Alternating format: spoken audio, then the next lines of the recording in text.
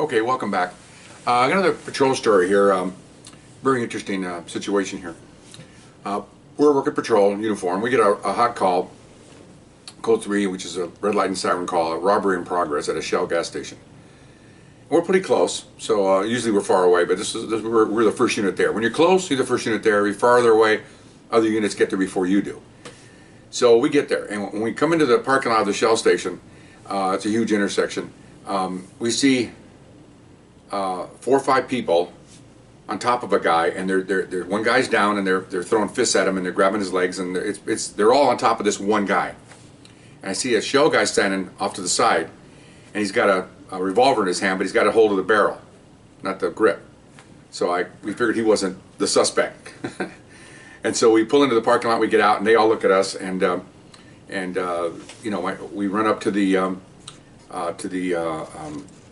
guy with the Shell uniform on, and we immediately take the gun away from him, and we put it down in the car, and then I'm running over to the group of people, and I'm telling them, they're Spanish speaking, so I'm telling everybody to, back away, get off the guy, and they're pointing and telling me that he robbed the Shell guy. That the whole time they're saying he robbed me, so he's the only guy. I figured he's the suspect. So as soon as they got a path in there, I roll him on his face, and then as I'm cuffing, my partner comes up and we pick him up.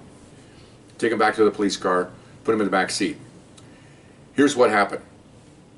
The guy walked up, the suspect we have, walked up to the Shell man, the man in uniform. In those days, they had a Shell guy walking around the islands helping people to pump their fuel. And he stuck the gun in his stomach and said, "Give me your money." And the Shell guy, this is all in Spanish, and the Shell guy says, "No, I don't want to give my money," because I guess he was part owner of the Shell station. He was going to lose the money.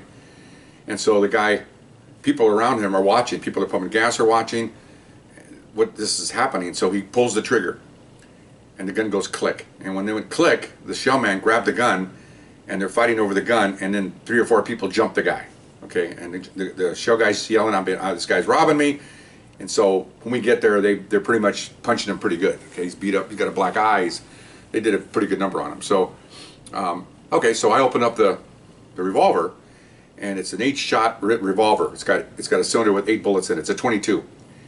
It's a common weapon in those days. Well, two of the cylinder holes are empty.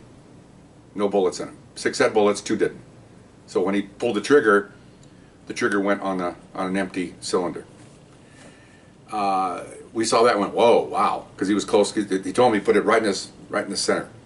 If he fired it, it probably would have killed him. So I told the owner that, or the Shell guy that. He just looks at me and he goes, "Oh," in Spanish. He says Santa Maria, and he's crossed himself because he's a religious man. He had a gold chain with a cross, and he figured that God took care of him that day, which he did. If you believe in that, that's what happened.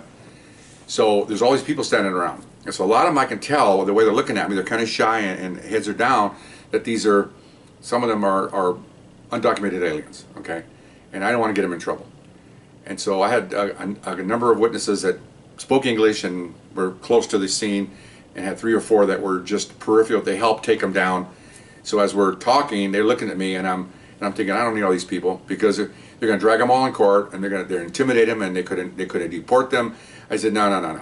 So as we're talking and I'm getting the scene done, I look at one of them and I go like that. And he smiles and he's gone. And another one, he's gone. I only need the people that are pertinent to this thing. There's like 3 witnesses at the Shell guy, and that's about it. All the other guys just helped in the takedown. They're not needed. Okay, I don't need to have a whole roster of people here. So eventually wound up with, the people that we needed. And so we booked him attempted robbery. The gun was stolen, of course. He was on parole, the whole enchilada, and he was taken away. Go to court a couple weeks later, and they asked me if there was other people there, and I said yes. And they said, I might have said a little white lie, because they said, well, did you get the names of all of them? I said, no, because during the investigation, they just kind of wandered off. It was a little white lie, but I really didn't tell them to leave. I just smiled at them and nodded, and my little battle of keeping people, they're back, that they want to help me in the future, they want to help police in the future. You don't drag them into court, subject them to cross-examination, which they're not really needed, okay? But they'll attack them and all that, so I just made a little judicial decision myself. Guy was convicted anyway. I had 3 good witnesses. I had the Shell man, I had the weapon. Not needed. The other people aren't needed. So that was it. I told him, and he understood that someone had saved his life that day, probably God. He thought it was. I told him I think so too.